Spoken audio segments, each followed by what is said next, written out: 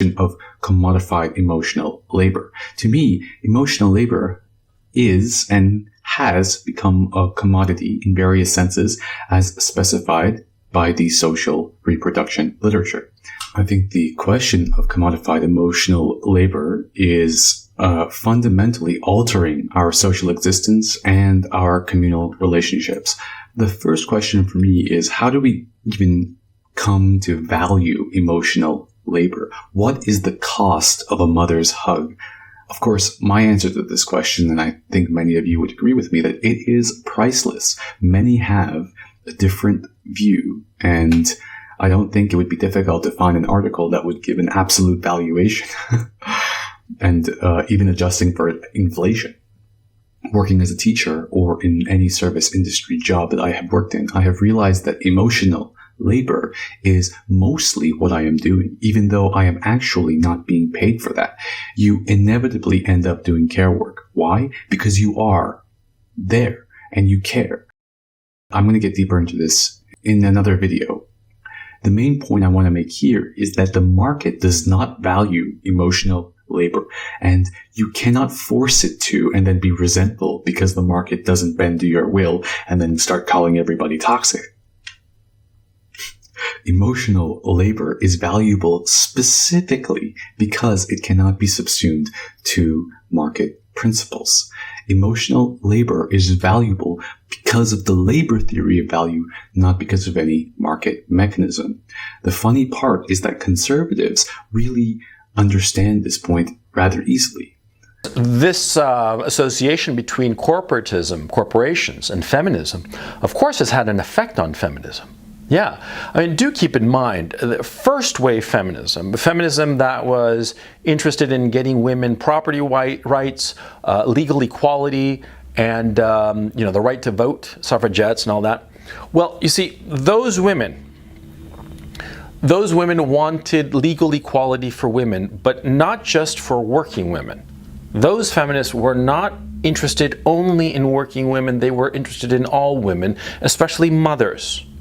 It was only with second wave feminism that the emphasis on mothers fell away from feminism. And you see? Because first wave feminism, if you just do a little bit of cursory look at the history of first wave feminism, a lot of the policies that they had in place were for the benefit of mothers, not working mothers, of just flat out mothers. But second wave feminism, and certainly third wave feminism, ignores mothers because they have trimmed their ideological sails in order to conform with the demands of corporations. We can design social institutions in their working. Now, that is basically mistaken.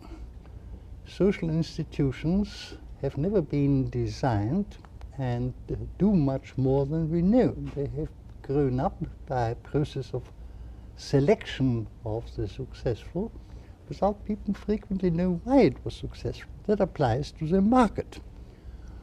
The market is I was going to say most ingenious, but ingenious without having been designed, instrument which enables us to utilize knowledge which is distributed among hundreds of thousands of people. The funny part is that even the most intense right-wing libertarian capitalists, not even Hayek and von Mises, tried to commodify emotional labor. They did want to turn our land, water, and air into money, which indigenous people all over the world have been fighting against since, the 1400s. An Indian proverb says, "You will realize that you cannot eat money when the last tree is cut down, last fish is eaten, and the last stream poisoned." The smoke represents our collective words. And when I was beginning, I said, "Thank you, giver of life, for all the life that was brought here before we arrived in this world. I thank Grandfather Sun for giving us our shadows, because our shadows are the representations of our ancestors who have gone before us, and they follow us everywhere we go. They protect us, they guide us. So we thank Grandfather Sun in our hearts and our shadows. And then I look down to Mother Earth and thank Mother Earth for providing us with all the necessities of life, from the plants, the birds, the fish, and the animals, that we obtain our food and our medicine, our clothing, our shelter, our tools of survival, and how we travel about on the snow, on the ice, on the water, and on the earth. We are grateful for being able to negotiate our survival on Mother Earth.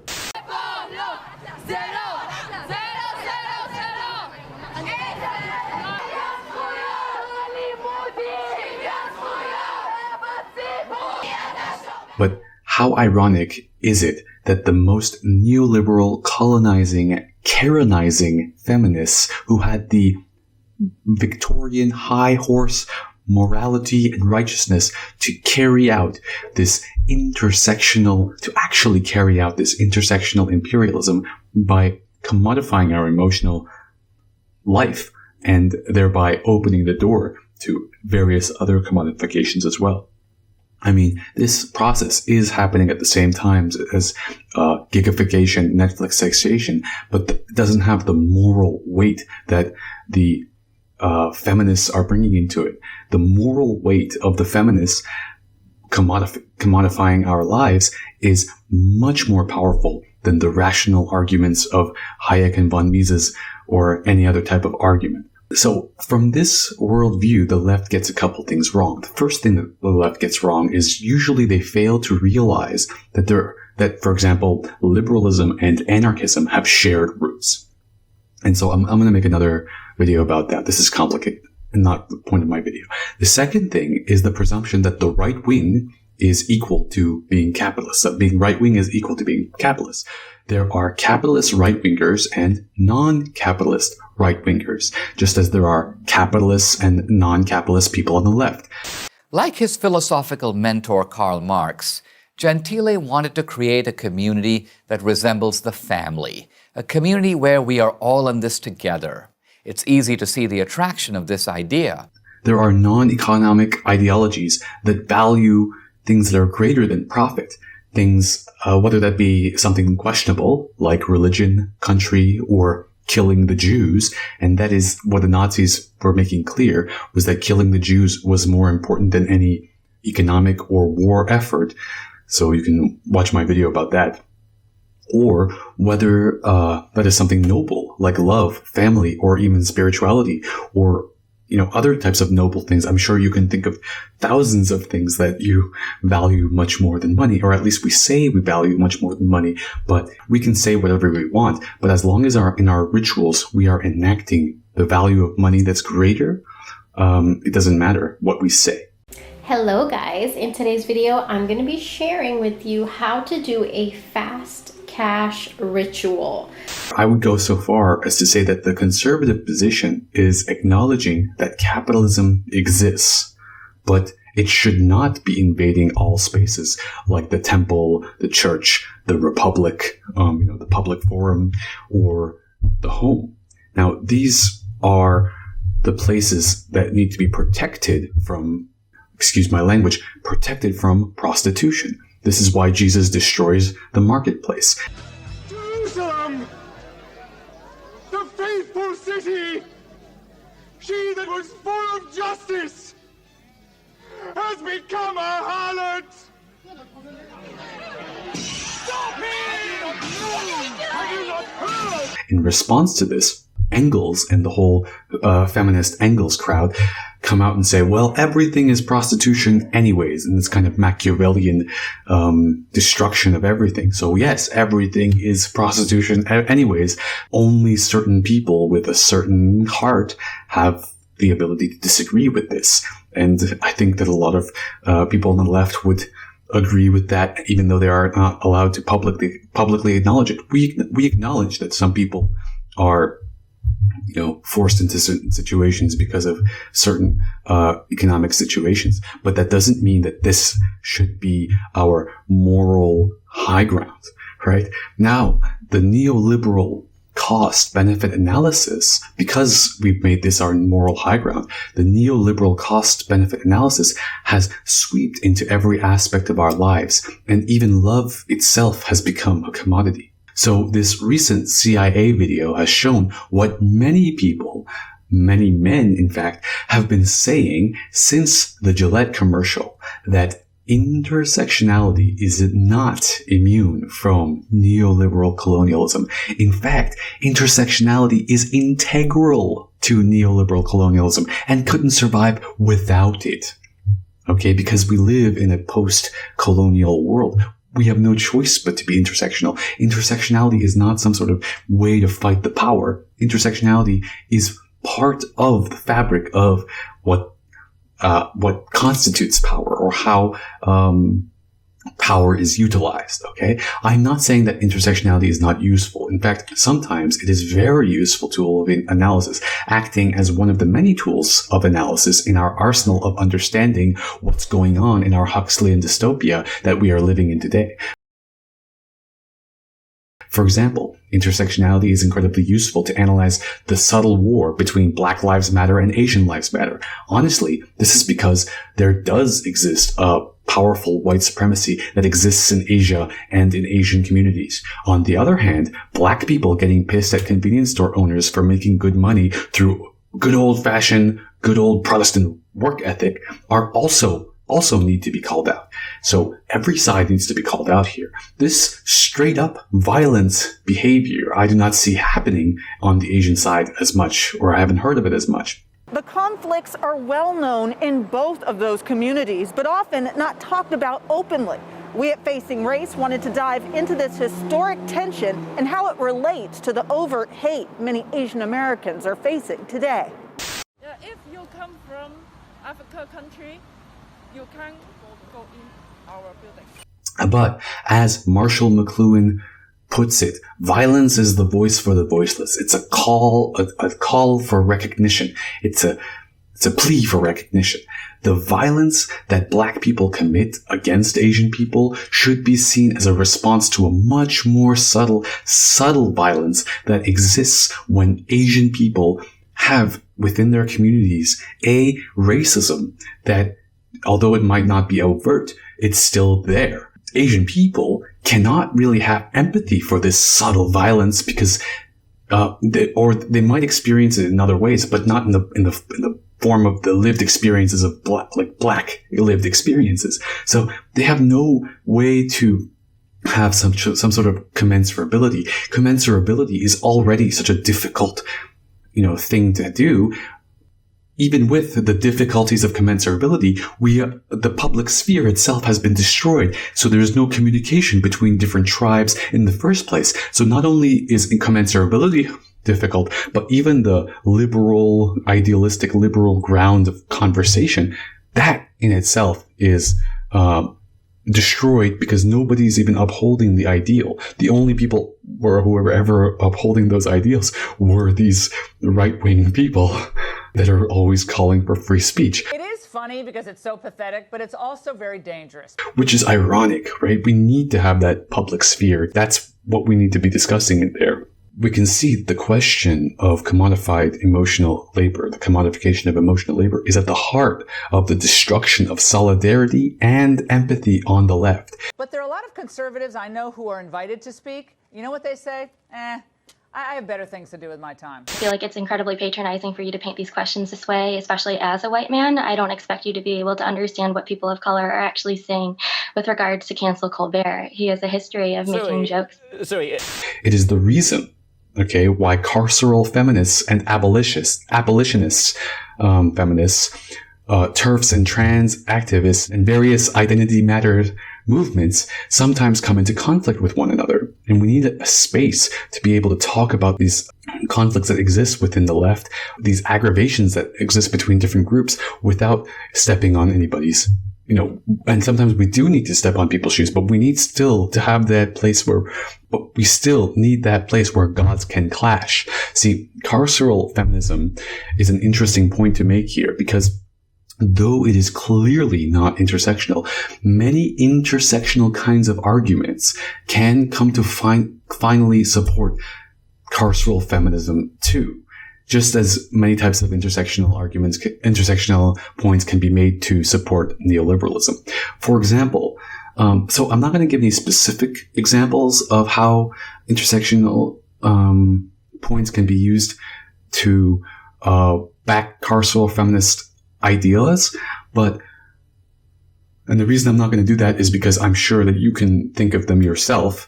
What I'm going to do instead is just refer to how bell hooks. So people really wanted me to come out strong against police brutality, and I was asking myself constantly, is police brutality the number one problem for black male life? And then one of the things I kept reading is that black men are fast becoming the most illiterate group in our society. And I was thinking, wow, if you can't read or write by the time you're 10, you're on your way to prison or to death. There's nothing else open for you. There's also so much joy. I mean, think about how much joy, Kevin, we've gotten from things we read. Yeah. It's a whole form of awakening. I mean, what got me out of the abusive patriarchal context? Reading. Same here, yeah. Critically thinking.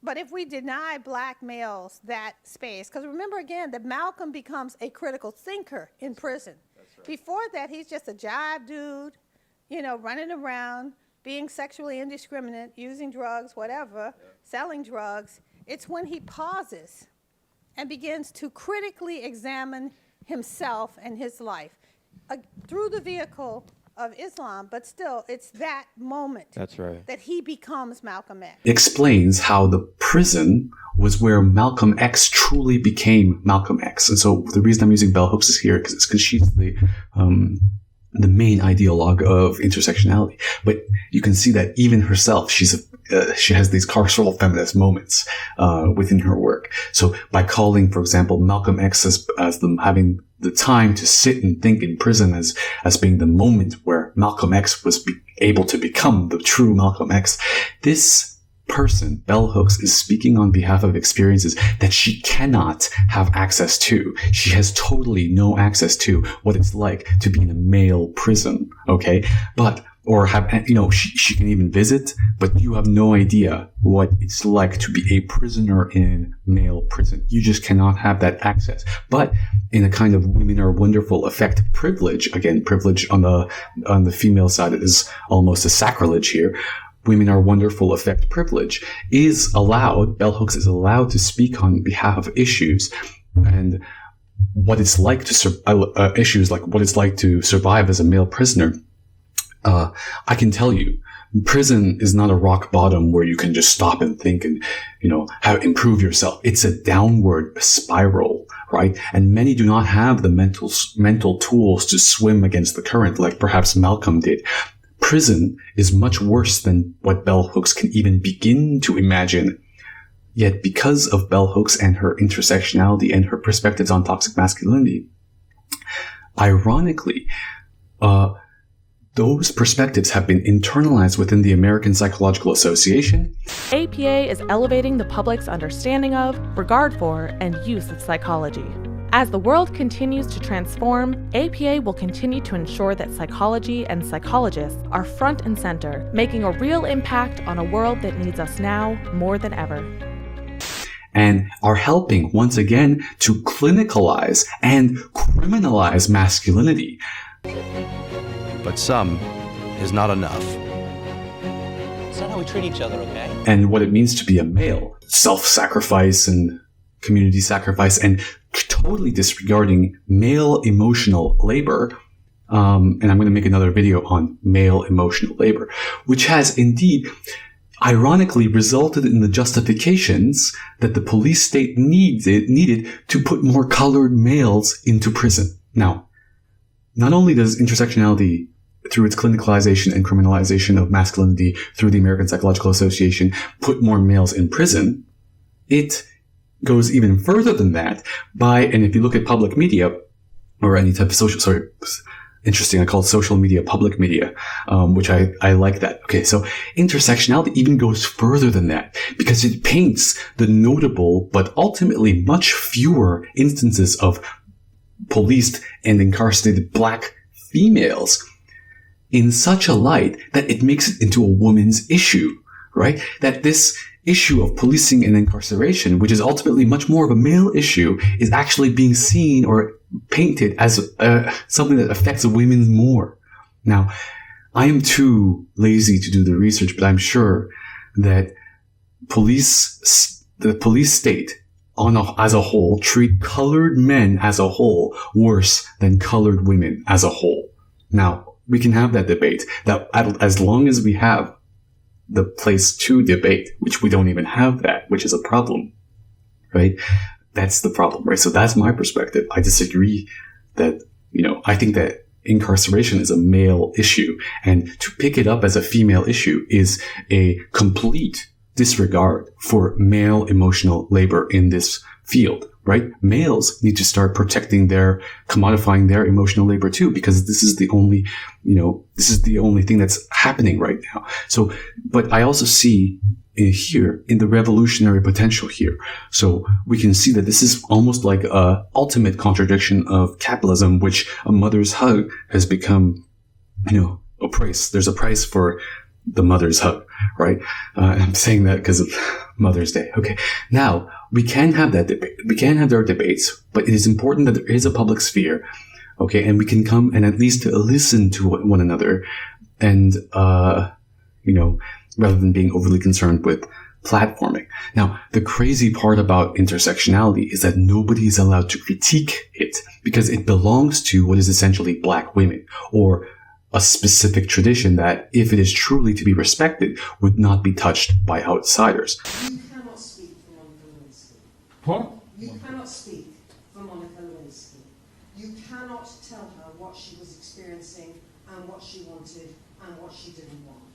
What Monica Lewinsky has done is not turn herself into a victim, she's turned herself into an agent by speaking out now and by rereading the experience she had as a young intern. You spoke entirely from the position of her assumed desire. You cannot speak for her, you cannot assume her desire, you cannot speak from that position. Neither can I, by the way, but still, nonetheless, I think this is a real problem. If you have a dick, you need to shut the fuck up on this one. Seriously.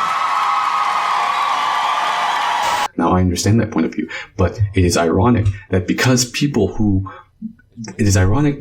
the people who don't mind getting their hands dirty are the ones who never respected the traditions in the first place and are the ones most willing to utilize and appropriate the concept. Anyway, so we had no choice but to appropriate the concept because it's already being appropriated by the most evils, right? A similar thing is happening with the Me Too commercial. Talking about the Gillette commercial, because it was a message for men who weren't going to listen anyway, but at the same time, a chastising of men who were trying to go in the right direction. It wasn't considered an honor, it was considered a public service. Harvey, the last man that they appointed to protect the Republic was named Caesar, and he never gave up his power. Okay, fine. You either die a hero, or you live long enough to see yourself become the villain. I'm almost a little bit paranoid that kind of the ruling classes are creating these gender rifts on purpose, right? Because it's like another form of 100 years ago where, you get the poor blacks the poor whites and black people to fight each other. Now you get men and women to fight each other so that, the 1% cannot be touched, right? So I'm referring here to the classic dirty hands argument of politics, which in our Huxleyan dystopia, we should now be relabeled as the dirty, intersectional, glittery, vibrational glove of politics. This is why we see Republicans calling the corporate, capitalist, so-called left, so-called woke, while they are not all woke in an actual economic sense. GOP that's also trying to rebrand itself after decades of subservience to corporate interests as a populist, pro-workers party. They've gone from defending so-called job creators and decrying class warfare to calling corporations that don't side with them on cultural issues woke. This past month, we have seen the rise of the woke corporation. We have seen the rise of big business enforcing a woke standard. I think corporate America, by trying to genuflect to this wokeness, I think they've gone down a really bad road. They're going to tie themselves in knots trying to please the extreme left. Senator McConnell says corporations are, quote, behaving like woke parallel governments and becoming like a vehicle for far-left mobs to hijack our country. Let's just cut to the chase. The big tech platforms are owned and operated by woke capitalists. They're leftists. They're liberals. There's no way Mark Zuckerberg is woke. At most, he's switched on. And none of those plutocrats are leftists. I'm pretty sure Jeff Bezos and Bernie Sanders aren't on the same page when it comes to most political issues. And just because they pulled some Dr. Seuss books with racist language and put out statements against voter suppression laws doesn't mean companies like Amazon and Delta are suddenly woke. For one thing, they both tried to bust unions. Amazon put up anti-union posters in employee bathrooms, and Delta handed out flyers that said union dues cost around $700 a year. A new video game system with the latest hits sounds like fun. Put your money toward that instead of paying dues to the union. Yeah, exactly. And if you get sick in real life, all you have to do is hit a brick with your head until a mushroom pops out. The point is, these giant corporations aren't suddenly woke just because they've done the bare minimum of, say, coming out against racist voter suppression laws, but Republicans are still infuriated by that. So they've tried to co-opt the anti-corporate language of actual left-wing populists like Bernie, Elizabeth Warren, and AOC. Because nobody is allowed to critique intersectionality, all kinds of evils, from Gillette to the CIA, are able to pick up on the mantra. I mean, are we really surprised? Israel was doing this like 10 years ago. We can see the Mossad was way ahead of the Gloria Steinem philosophized CIA. I mean, I had the conventional liberals' view of the CIA as a right-wing incendiary group, and I was amazed to discover that this was far from the case, that they were enlightened, liberal, nonpartisan, active. If you are skeptical of the CIA advertisement but do not see the same ideology playing out in the Gillette commercial, then you're almost my target audience. Then perhaps you need to step back and take a look at the bigger picture here and watch a couple of my videos. A militantly bland intersectionality has taken over a lot of public discourse, which has, and I'm going to paint this as, Kamala Harris as being the ultimate militantly bland intersectionality, which has, in a way, stifled public discourse itself. Does Israel meet human rights standards to your personal satisfaction? Well, talk in more detail. What specifically are you referring to? As a country overall, in terms of how they... Overall, yes. With the commodification of emotional labor comes the destruction of community through the atomization of the individual as well as the destruction of public space. Intersectionality is the ultimate tool for corporate capitalism. There is no place to communicate anymore. There is no longer even the ideal of a liberal public sphere where disagreements can be talked about, even though in reality it never exists in practice. The same can be said for love, the same can be said for the home, and the same can be said for family. Same kind of, and relationships. There is no longer even the ideal that exists. Everything is a ground of Machiavellian economics. If we can't... I'm on the site because I want to meet somebody that will spoil me. Because I'm tired of dating broke guys, and that's the straightforward truth. I'm tired of dating guys that can't offer me nothing. It's time for me to be treated the way that I'm supposed to be treated. Like, I deserve to get wine and dine. Talk about disagreements within our public spaces that are not economic. If we can't talk about disagreements within our public spaces, then how can we build solidarity?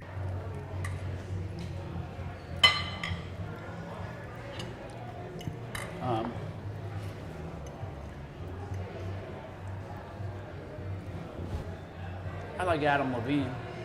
If we can't heal our personal relationships and call one another toxic or cut people off because it's the normal thing to do, because it's too much emotional labor to deal with people and be committed to other people's struggles, then how the fuck do we expect to solve greater political issues? If every group that disagrees with another group and sees themselves as more oppressed claims that it is too much emotional labor to educate one another, then how can we move forward. Well, we're all greedy. Everybody. No, we're not. Well, you cannot say that we're all greedy. You cannot. During Occupy, it was clear who the enemy was. It was the 1%. Today, even though we had no idea of how we're going to take them down, then the Panama Papers came out, and then today, all the corporations are going woke.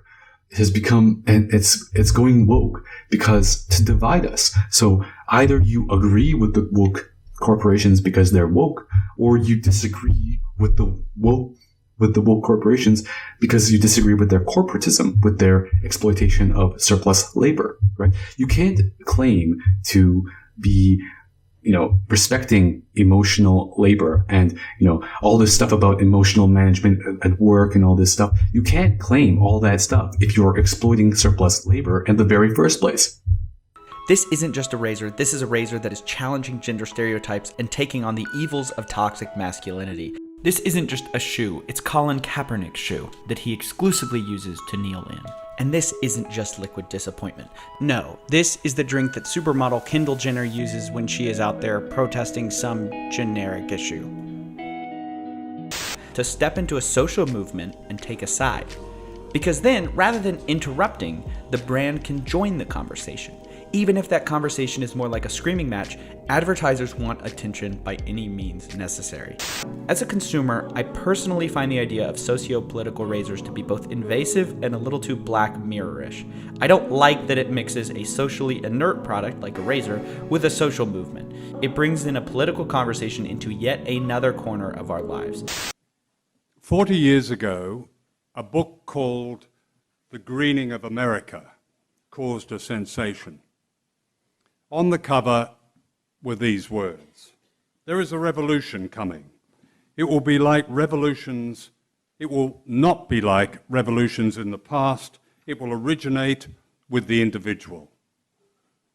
The author was a young Harvard academic called Charles Reich.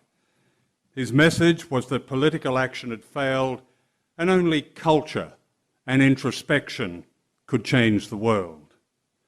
The way forward lay not in direct action, not in storming the barricades, but looking inward at ourselves. His message became part of a growing, insidious public relations campaign aimed at reclaiming Western capitalism from the sense of freedom inspired by the civil rights movement and the anti-war movement. In other words, the individual, the self, was now the zeitgeist, driven by the forces of consumerism and the media. The search for personal consciousness and fulfillment became a market opportunity and all but overwhelmed the spirit of social justice and internationalism. A new deity was proclaimed. The personal is the political. And that we can see how all these corporations are easily becoming woke, while at the same time union busting. So it has become much more difficult to point the finger in today's time, because if you point the finger at, for example, some woke thing that the corporation is doing, you automatically become the misogynist. The liberals, the pro-capitalist liberals would call you, the racist or whatever, right? So it's much easier to get your finger pointed at, even if you're making an anti-capitalist argument, which ironically a lot of the right-wing people subtly are, right? That's what's really interesting to me. If you pay attention to the right-wing media, there is this anti-capitalist kind of thing going on in their pro-capitalist discussions, right? So ultimately, we must realize that one group's trauma does not outweigh the trauma of another group. That one historical trauma does not outweigh the trauma of another. If we can get that down, if we can try to heal our interpersonal relationships and stop, dealing with everything as if it's a cost-benefit analysis, emotional labor cost-benefit analysis, or at the very least, include people that you wouldn't otherwise include in your emotional labor analysis, right? Even in your emotional labor cost-benefit analysis. That's the very least. I mean, my argument is that the emotional labor cost-benefit analysis has to go, and it has to be replaced by an almost, communal emotional labor, communal respect, right, for that emotional labor rather than individual emotional labor. So I'm going to end right there. Thank you. If you're interested, please like and subscribe. I'm going to be making more videos critiquing intersectionality and about capitalism and Malcolm X.